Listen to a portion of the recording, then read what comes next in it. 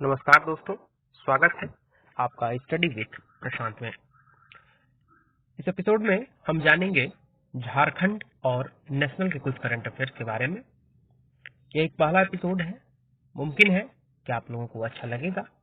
यदि ये वीडियो आपको पसंद आए तो कृपया चैनल को सब्सक्राइब, लाइक और शेयर कर दीजिएगा। चलिए बढ़ते हैं।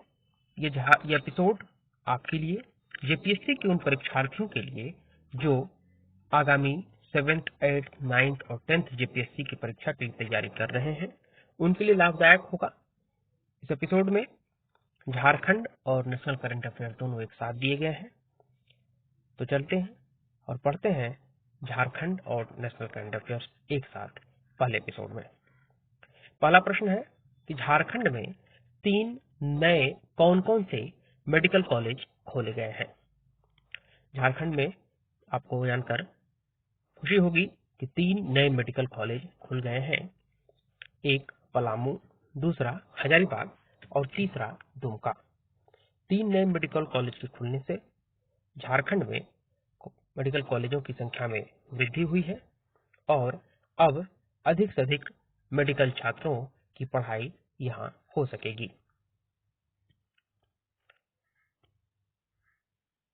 दूसरा प्रश्न है कि झारखंड पुलिस ने किस उग्रवादी संगठन के खात्मे को अपना लक्ष्य बनाया है। इसका उत्तर होगा People's Liberation Front of India PLFI एवं इसके सुप्रीमो दिनेश को।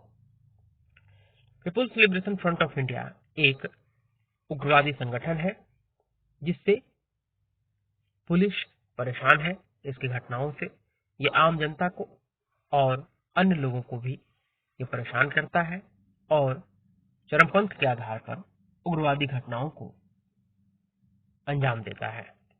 झारखंड पुलिस ने इसे खात्मे का अपना लक्ष्य बनाया है, इसे जड़मूल से समाप्त कर देना है। तीसरा प्रश्न है कि करदाताओं को कौन सी एजेंसी कर रिफंड करती है। करदाताओं को कौन सी एजेंसी कर रिफंड करती है, तो आपको पता होगा कि जो लोग इनकम टैक्स पे करते हैं उन्हें कुछ पैसे रिफंड भी किए जाते हैं। तो इसके लिए जिम्मेदार एजेंसी है केंद्रीय प्रत्यक्ष कर बोर्ड यानी सीबीडीटी। सीबीडीटी वह एजेंसी है, वह सरकारी संस्था है जो कि करदाताओं को यानी इनकम टैक्स पेमेंट करने वालों को रिफंड करती है। चौथा प्रश्न झारखंड से संबंधित है कि झारखंड में 48,141 की जनसंख्या वाले किस नगर परिषद को विघटित कर दिया गया है। हाल ही में मुख्यमंत्री जी ने इस पर अपना ऑर्डर दिया है जिसमें कि 48,141 वाली जनसंख्या वाले गोमिया नगर परिषद को विघटित कर दिया गया है। गोमिया नगर परिषद 38 गांवों को मिलाकर बनाया गया था 2018 में, लेकिन अब इसे समाप्त कर दिया गया है और इस बाबत अब प्रस्ताव मंत्रिपरिषद में लाया जाएगा और वहां से इसको स्वीकृति मिलने के बाद ये धरातल पर आ जाएगा। चलिए बढ़ते हैं अगले प्रश्न की ओर। पांचवा प्रश्न है जो कि नेशनल करंट अफेयर्स है से जुड़ा हुआ है कि सतह से हवा में मार करने वाले भारत की किस मिसाइल को वैश्विक स्तर पर निर्यात का प्रस्ताव पास किया गया है। यानी अब तक भारत जिन मिसाइलों के लिए या शस्त्रों के लिए जिनसे युद्ध काल में जिनका उपयोग कर सके दूसरे देशों पर निर्भर था, आज भारत की ऐसी स्थिति हो गई है, ये हैसियत बढ़ गई है कि भारत मिसाइल का निर्यात भी कर सकता है। जी हाँ दोस्तों, आपने सही सुना, भारत मिसाइल का निर्यात कर सकता है और इस बाबत प्रस्ताव भी पारित कर लिया गया है जो कि आकाश मिसाइल का है। आकाश मिसाइल को भारत अब निर्यात भी कर सकता है। भारत के पास इतनी मात्रा में आकाश मिसाइल है और इसका उत्पादन किया जा सकता है।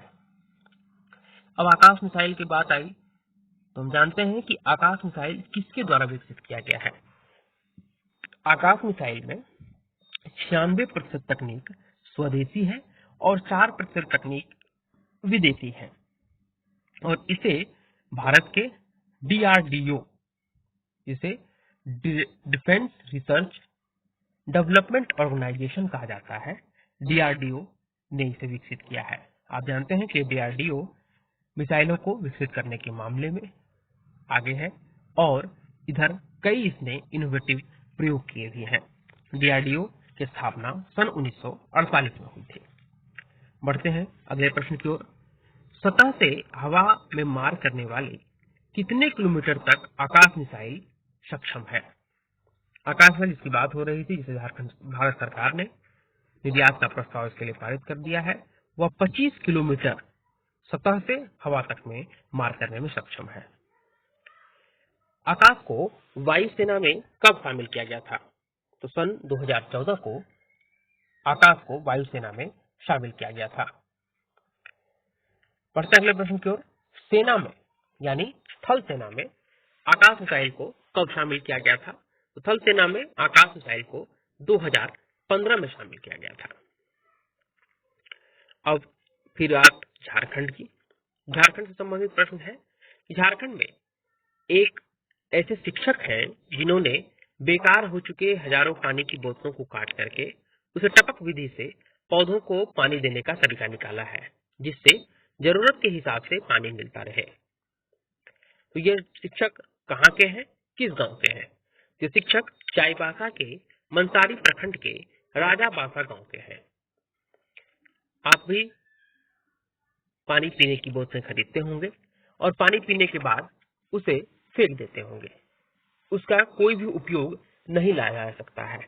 लेकिन झारखंड के चाईबासा के मंसारी प्रखंड के राजाबासा गांव के रहने वाले शिक्षक ने बड़ा इनोवेटिव अप्रोच अपनाया है और उन्होंने सारी बेकार बोतलों को एक ऐसा रूप दे दिया है जिससे कि टपक विधि से सिंचाई भी हो सके और पौधों को पानी मिल सके।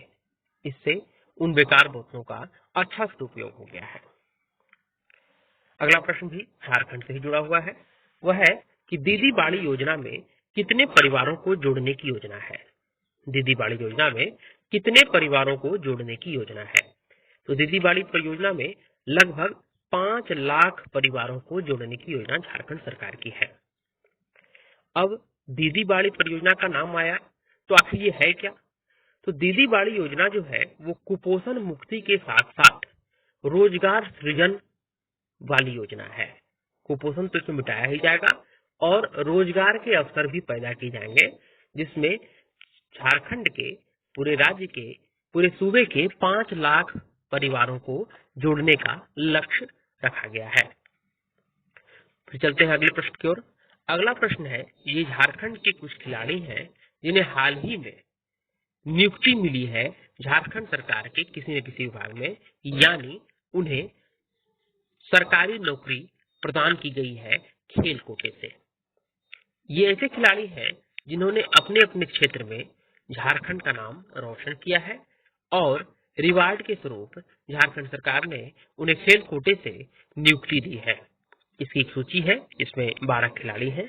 उनका नाम इसलिए जानना जरूरी है कि संभव है कि परीक्षा में उनके नाम के साथ यह प्रश्न आवे कि यह अमुक खिलाड़ी किस खेल से जुड़ा हुआ है। तो मैं पढ़ता हूं, मधुमिता कुमारी तीरंदाजी खेल से जुड़ी हुई है। दूसरी है के.एच. भागवती चानू भी झारखंड में तीरंदाजी खेल से जुड़ी हुई है। तीसरी लकी मंडल है, जिनका जुड़ाव भी तीरंदाजी खेल से ही रहा है और झारखंड की तरफ से इन्होंने तीरंदाजी में अपना दमखम दिखाया है। चौथी जयलक्ष्मी लागूरी भी तीरंदाजी खेल की ही खिलाड़ी है। पांचवी है कविता कुमारी, जो कि लॉन बॉल में अपना प्रदर्शन दिखाती रही है। छठी है अपर्णा कुमारी, जो कराटे की सिद्धहस्त खिलाड़ी बन जाती हैं। सातवें हैं विप्लव कुमार झा वुशु खेल के से जुड़े हुए हैं। आठवीं कुमारी प्रियंका है, जो विप्लव झा की तरह ही वुशु खेल से जुड़ी हुई है। 9वें वासिउल हसन हैंडबॉल के खिलाड़ी हैं। 10वें मनीषा सिंह है, जो ताइक्वांडो खेलती हैं। 11वां बिरसी मुंडा का नाम है, जो हॉकी के खिलाड़ी हैं। और 12वां और अंतिम रितेश आनंद है, जो एथलेटिक्स के खिलाड़ी हैं। चलते हैं अगले प्रश्न की ओर। झारखंड में फूड नीति कब बनी थी और इसकी वैधता कब तक है? झारखंड में फूड नीति 2015 में बनी थी और इसकी वैधता 5 वर्ष की है, यानी अब 2020 में फूड नीति फिर से बनाई जाएगी। अगला प्रश्न जो है वो नेशनल करंट अफेयर जुड़ा हुआ है कि गन्ने के बाद अब किन चीजों से एथेनॉल उत्पादन को मंजूरी दी गई है। एथेनॉल उत्पादन गन्ने से होता है और अब कुछ दूसरे पदार्थों से भी एथेनॉल उत्पादन की योजना है। तो प्रश्न है कि गन्ने के बाद अब किन किन चीजों से एथेनॉल उत्पादन को मंजूरी दी गई है। तो इसका उत्तर होगा गेहूं, चावल और मक्का। यानी गन्ने से तो एथेनॉल का उत्पादन होता ही है, अब गेहूं, चावल और मक्के से भी एथेनॉल का उत्पादन किया जाएगा। बढ़ते हैं अगले प्रश्न की ओर। देश में 2030 तक पेट्रोल में एथेनॉल मिश्रण को कितना फीसदी तक करने का लक्ष्य है। हमारे देश में 2030 तक पेट्रोल में 20% एथेनॉल मिश्रण को बढ़ाने का लक्ष्य है। आपको जानकर खुशी होगी, ये जानकारी आप बढ़ा लें कि हमारे देश में बहुत तेजी से गन्ने से अब गेहूं, मक्का और चावल आदि से एथेनॉल बनाया जा रहा है और पेट्रोल में 20% तक मिलाने की योजना है, जो फिलहाल 9% तक ही है। अभी देश में हम पेट्रोल में 9% ही एथेनॉल मिला पा रहे हैं, जिसे सरकार ने 20% करने का लक्ष्य रखा है। अगला प्रश्न है कि एथेनॉल उत्पादन कितना करने का लक्ष्य 2030 तक रखा गया है। 2030 तक 1750 करोड़ लीटर एथेनॉल उत्पादन करने का लक्ष्य रखा गया है। 2030 तक 1750 करोड़ लीटर के लक्ष्य के साथ सरकार ने ही गेहूं और चावल, मक्का से भी एथेनॉल उत्पादन को मंजूरी दे दी है।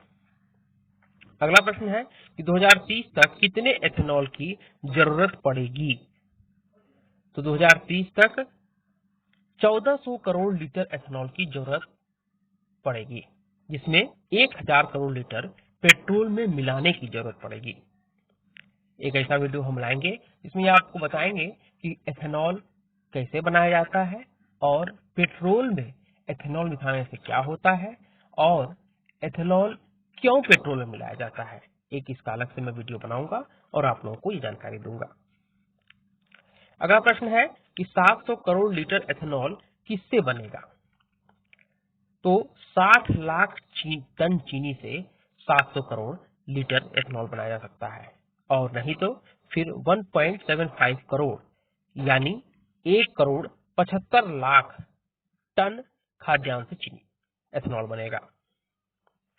एक बहुत अच्छा प्रश्न है जो परीक्षा के लिहाज से काफी महत्वपूर्ण है कि आधुनिक मल्टी लॉजिस्टिक पार्क कहां बनाया जाएगा।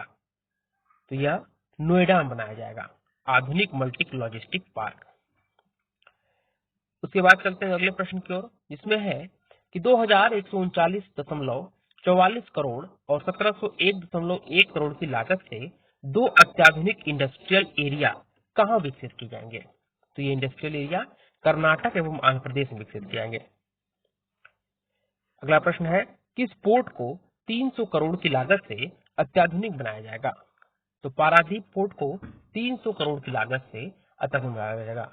पारादीप पोर्ट कहां है, यह आप कमेंट सेक्शन में बताएंगे, आंसर देंगे उसका। अब खेल की ओर बढ़ते हैं। Denmark open, Saarlorlux open, Thailand open आदि किस खेल संबंधित है। तो इस पर ध्यान दीजिएगा, ऐसे प्रश्न आते हैं परीक्षाओं में कि डेनमार्क ओपन किस खेल संबंधित है, या सारलोरक्स ओपन किस खेल संबंधित है, या थाईलैंड ओपन किस खेल संबंधित है। तो इसका उत्तर होगा बैडमिंटन। बैडमिंटन से ही ये तीनों खेल प्रतिस्पर्धा संबंधित है। कुछ नियुक्ति को देख लेते हैं। देश में सीआईएसएफ के नए डीजी यानी महानिदेशक बनाए गए हैं। वो कौन है, तो उनका नाम है सुबोध कुमार। सीआईएसएफ के नए डीजी सुबोध कुमार बनाए गए हैं। और एक बहुत अच्छा प्रश्न है तो जो सबसे अंतिम है कि LAC line of actual control यानी वास्तविक नियंत्रण रेखा पर सेना को कौन से फोन मिलेंगे। तो ये एक अत्याधुनिक फोन है, काफी उपयोगी है और सेना के लिए काफी जरूरत की चीज है। ये है इनमार्सेट सैटेलाइट फोन जो सेना को मिलने जा रहा है। अब इनमार्सेट सैटेलाइट फोन क्या है, इसकी विशेष जानकारी हम आपको अलग से वीडियो पर देंगे। तो यह वीडियो कैसा लगा आप कमेंट करके बताएं और इसे चैनल को सब्सक्राइब करें और इसे वीडियो को लाइक एवं शेयर जरूर करें। धन्यवाद दोस्तों।